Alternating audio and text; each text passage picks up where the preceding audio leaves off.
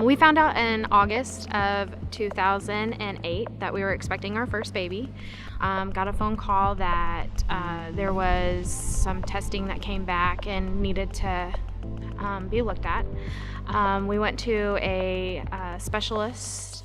They suspected pulmonary atresia with a VSD as well as tautology of flu. Gaige's heart rate started dropping, so they did an emergency C-section. None of my family was there. I didn't know, what to expect when I saw him, but he was so tiny. He was born at 4 pounds, 3 ounces. All these wires, everything you can imagine coming out of this child. Just not being able to see him when he was first born, hold him. They took him directly away from me. I didn't even get a chance to hear his cry or anything like that. That's hard when it's your first child to begin with, and then not knowing what to expect out of it.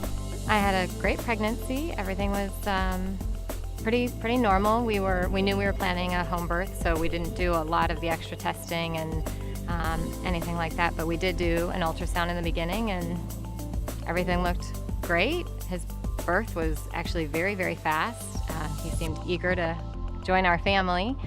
It wasn't until a couple months later that we saw the pediatrician, and she heard something and recommended that we go see a cardiologist. It was mild to moderate aortic valve stenosis. It's one of those conditions where it's a progressive condition that you have to wait for it to get worse before you do any intervention. For the first 8 years of his life, we went to the cardiologist, and every time with high hopes of, I think you're fine, nothing new, I think it's going to be fine.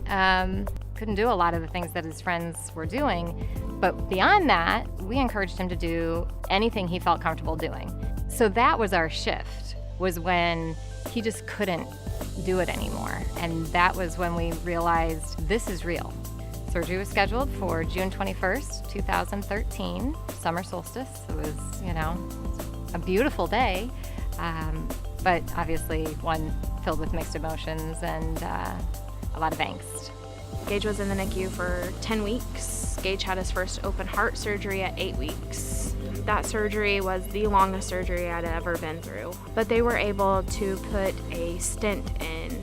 And when they did that, they were telling us, this will only last for so long. He is little, be expecting to have one in a few more years. After Gaige's second surgery, we were hoping for a little bit more time. But when Gaige was 4, we had his next surgery. They gave us the prognosis of 3 to 7 years. We are at that 3-year mark now.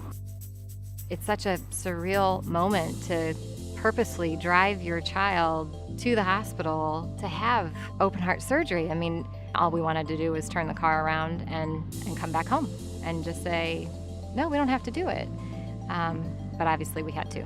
And then my husband said, I think he's crying. I think you need to climb back there. And when I crawled back into the back of the car with him and just held him, it was just a gentle little, I don't want to do this.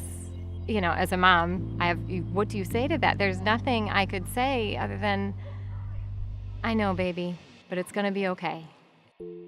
It's likely that he will need surgery again. Hopefully this valve that he has will last him 10 to 20 years. And with all the advancements that are going on right now, thanks to research, he might not need another open heart. It could be a transcatheter valve replacement, but we're banking on that 20 years. Now we're almost 2 years out, and he's doing gymnastics and soccer. He has his 3rd-degree brown belt in karate. I mean, you would never know that there was ever anything wrong with him. It's amazing. To know that your child's heart at the time of that surgery was turned off. They're put on a machine, and that machine is doing all the breathing for them. That is very hard, just knowing that. This is lifelong. This isn't my child was fixed at birth, and we don't have to prepare for anymore. This is something that he'll have to do the rest of his life. I look forward to being able to see him graduate from high school, see the career path that he takes, just enjoying life to the fullest. To know that we've been through all that we have, and still God's given us everything that we can imagine and then some. So life in general is our why, and just making the most of it. Dylan is our why. He is our super D. He has shown us just how much life there is left in him.